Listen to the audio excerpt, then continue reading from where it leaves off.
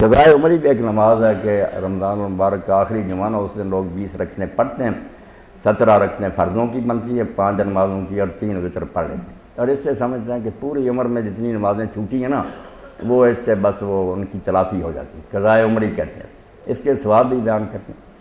تو بالکل اچھا کیا ڈاکٹر صاحب نے، میں آپ حضرات نے بھی توجہ فرمائی، یہ جعلی چیزوں کے بارے میں نا ضرور سمجھ آ تو وہی مولانا عبدالعلی رحمۃ اللہ علیہ مثال بھی اسی کی دی ہے انہوں نے کہ ہدایہ کی اتنی اونچی شرح ہے نہایا۔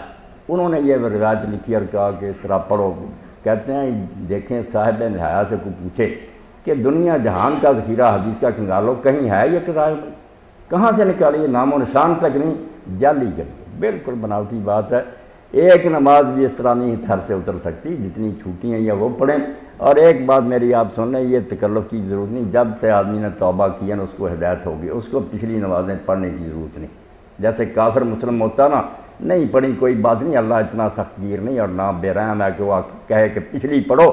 جب سے آپ نے شروع کر دی ہے، اللہ کی توفیق سے آپ پختہ رہیں، سنتیں اور نفل پڑھتے رہیں، ان فرضوں کی کمی پوری ہو جائے گی۔ پچھلی قضا کرنے کی دین میں کوئی ہدایت نہیں ہے، نہ حکم ہے، اس تنگی میں مبتلا نہیں ہونا چاہیے۔ اور یہ قضائے عمری بالکل جعلی، سرے سے کسی حدیث میں ذکر نہیں، خام خواہ لکھ دیا کہ حدیث۔ جی